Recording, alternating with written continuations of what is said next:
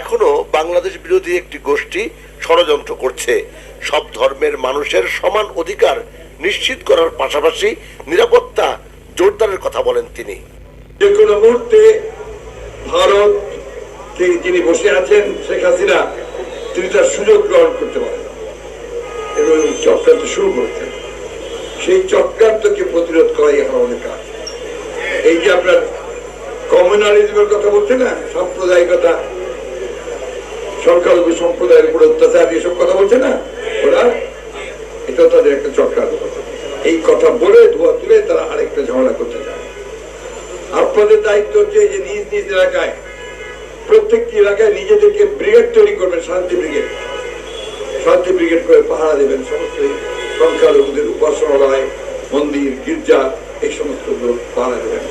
তাদের ব্যবসা প্রতিষ্ঠান, তাদের জীবন মানের দায়িত্ব দিতে